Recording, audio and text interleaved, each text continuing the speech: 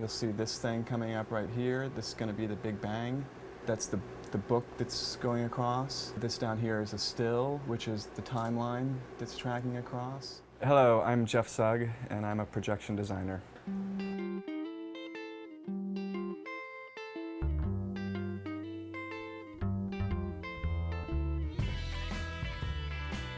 What that means is creating any video, still imagery that's used in live performances.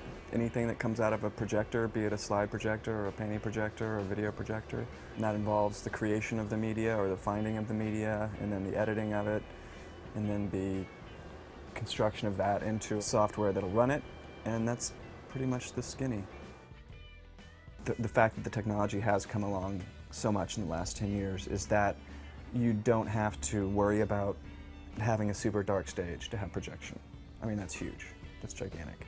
10 years ago, the stage had to be pretty much dark. You needed to have no lights anywhere near that image. Now you can have a fully lit actor standing right next to a projected image, and they can live in the same world. You can just control the image so much more than you used to be able to. A lot of what interests me comes from old magic tricks, and where they were done through optics only, there's ways to extrapolate that for utilizing projection. And so I think there's being magic, there's a mysticism to that, you know, and I think when projection is used well, it translates that mysticism, it embodies that. And I think that if I can accomplish that, like, that's pretty cool.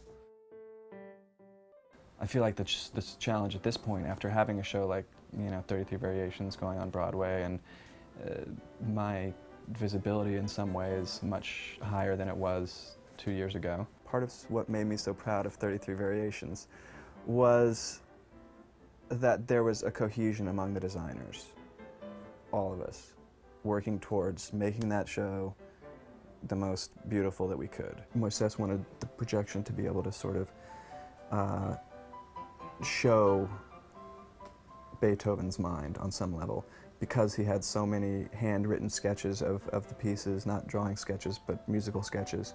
That Moises wanted to show those to the audience, to really be able to say, look, you can see his state of mind, you can see how he was feeling that day. The expression and the emotion of those pages is really visceral. I guess the work that I most love to do is where you can take the time to go into rehearsals, take the time to go into workshops, think through an idea, see if it sticks, move on, keep going. I like work that involves, you know, fairly intense collaboration, and I enjoy blurring the lines between who's responsible for what. Accidental Nostalgia was written, conceived by Cynthia Hopkins, and she wrote the piece, I guess, in 2002, and brought me and Jim Finley in to design it for her. And through the process of the construction of that piece, we became a little more integrated into the show itself. She put us in a dance and gave us some lines, and so now we're pretty much performers as well as designers. Performing the design is kind of like what we like to call it.